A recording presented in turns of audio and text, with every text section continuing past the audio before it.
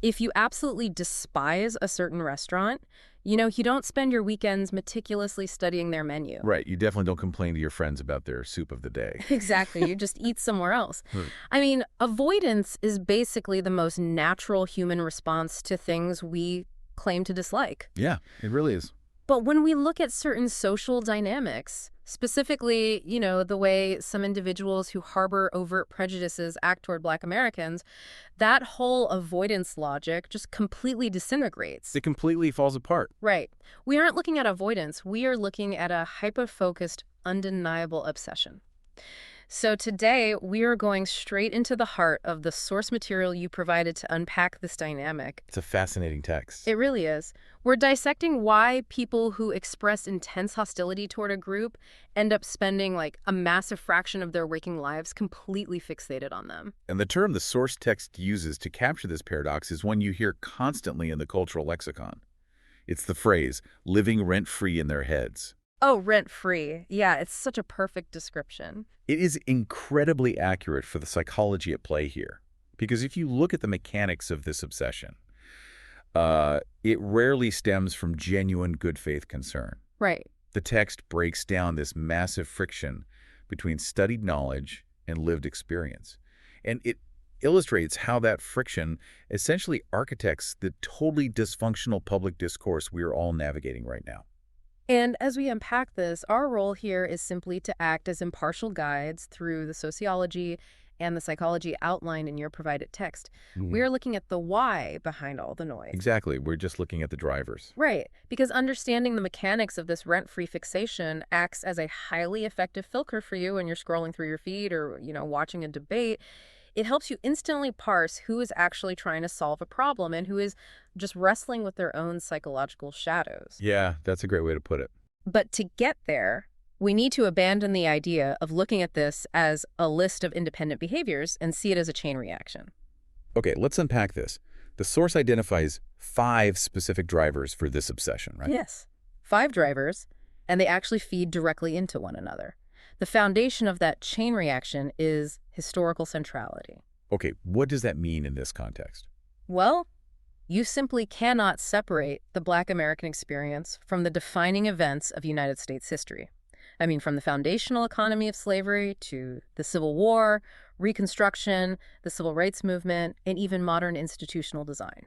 So it's baked in. Completely baked in. The text emphasizes that the Black experience is literally the ink the American story is written in. Because it is so intrinsically woven into the nation's DNA, race is basically guaranteed to be a recurring central focus in any debate about what the country is or should be. Wow. So because that foundation is permanently set, it creates the perfect environment for the second driver to trigger, which is the preservation of social hierarchy. Because human beings are, deeply hierarchical primates. We really are. And the source notes that individuals who consciously or unconsciously believe a certain racial hierarchy is the natural order of the world, they will view any societal shift as an existential threat. Oh, absolutely.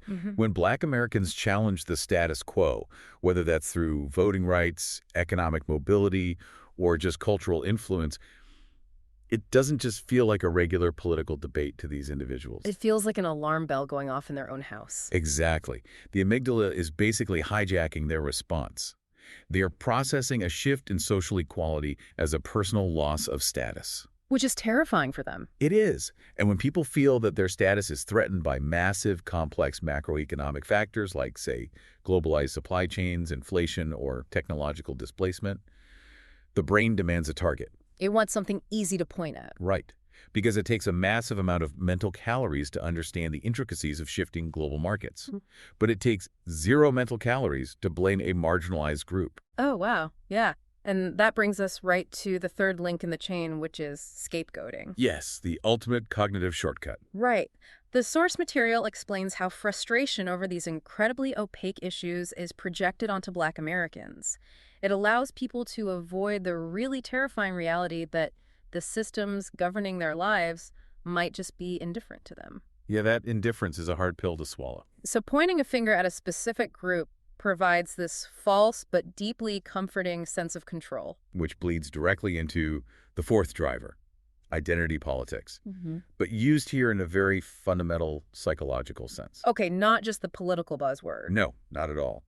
The text explores how certain individuals build their entire self-concept through opposition. Like they don't define themselves by their own values, their own achievements, or their own culture. They define who they are entirely by looking at who they are not.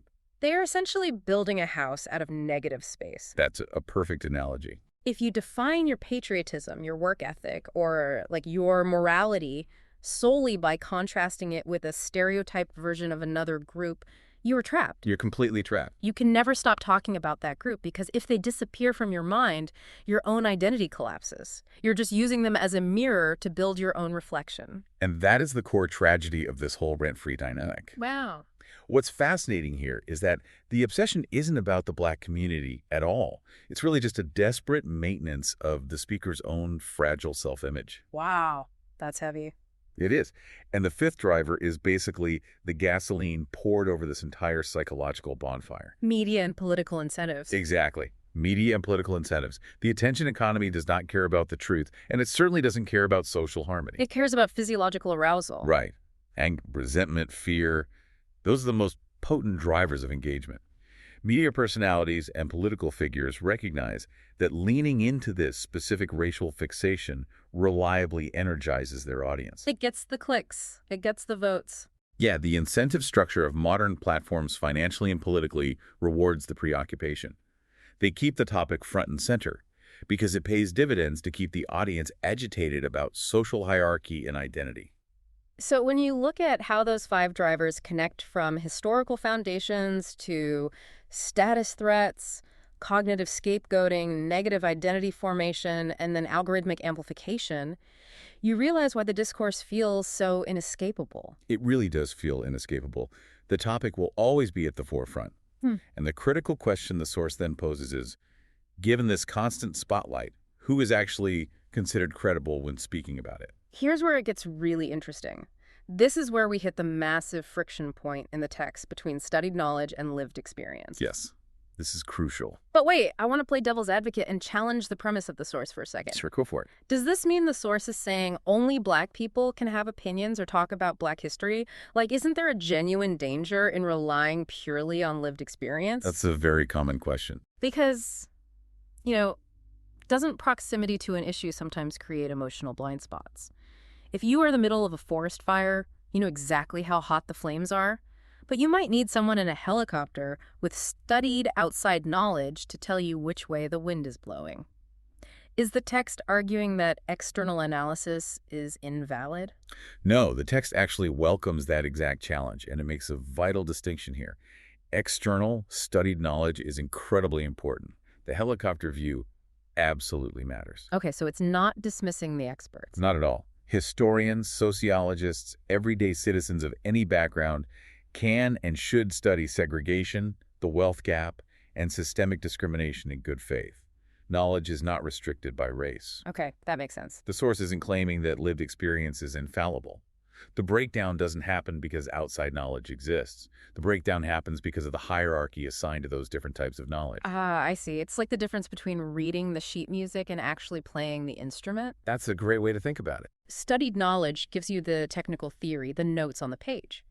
But lived experience is the physical reality of the acoustics, the tension of the strings, the emotion of the performance. Right. And the source points out that the toxicity enters the conversation when someone holding the sheet music aggressively tells the musician that they are playing the instrument wrong. Oh, wow. Yeah. That analogy captures the exact toxic dynamic the text illustrates.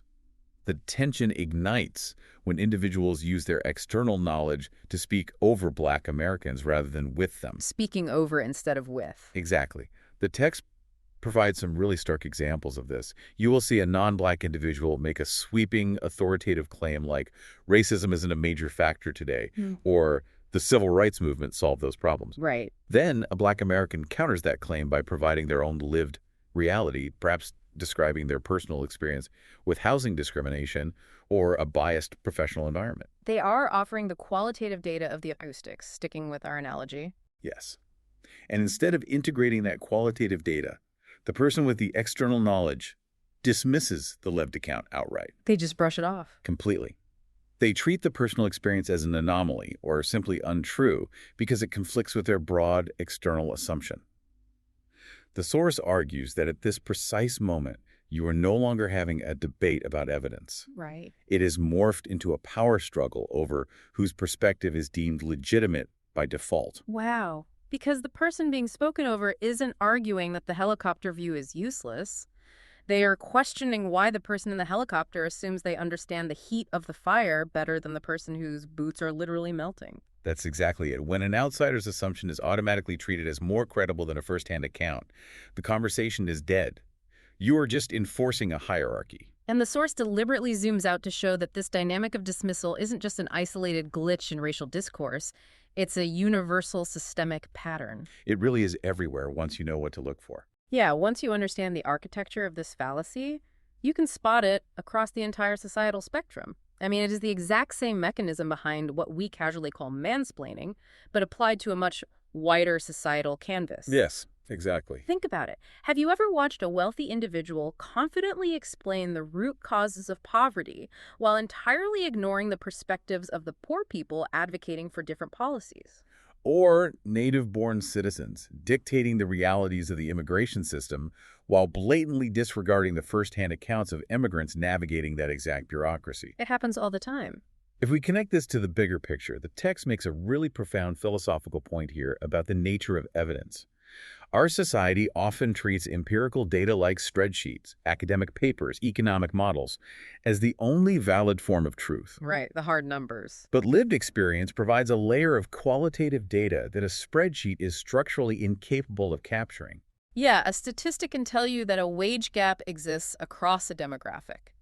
Lived experience tells you the psychological toll of training a colleague who was hired at a higher salary than you. Exactly. Both are data. Both are evidence. But the source introduces a deep historical layer to explain why this specific dismissal is so uniquely explosive when it involves Black Americans. Right, it's not just a frustrating conversational habit. No, it echoes a centuries-long legacy. For the vast majority of United States history, Black Americans were frequently spoken about in the public square. Spoken about, not spoken with. Yes. Politicians, scientists, and media figures debated their humanity, their legal rights, and their societal value. Simultaneously, Black Americans were systematically, legally, and violently excluded from the positions of power where they could speak for themselves. They were the subject on the debate stage, but completely barred from holding the microphone. Exactly. So when a modern conversation suddenly echoes that exact architecture, when a non-Black person speaks authoritatively about Black realities while actively talking over Black voices, it triggers that deep historical muscle memory. Oh. The source makes it clear that this isn't just someone being rude at a dinner party. It is an active reenactment of a very long, very painful legacy of silencing. That context changes everything. It's why the stakes of these conversations are so high. The text argues that we have to move past treating lived experience as mere anecdotes to be swatted away and start treating it as a crucial pillar of a complete understanding. We really do. So what does this all mean? How do we actually construct a productive, good faith conversation? Let's say I'm looking at a contentious local debate about zoning laws and affordable housing. How do I apply the text's blueprint to ensure I'm not just falling into that rent-free trap of dismissal? Well, the author outlines 4 essential pillars that must be present for a conversation to actually function, and your zoning law example is perfect for this. Okay, let's break them down. The first pillar is personal experience. You must actively seek out the qualitative data from the people currently living in that neighborhood whose daily lives will be altered by the zoning changes. Right. And the second pillar the source demands is historical context. I can't just look at the zoning map as it exists today.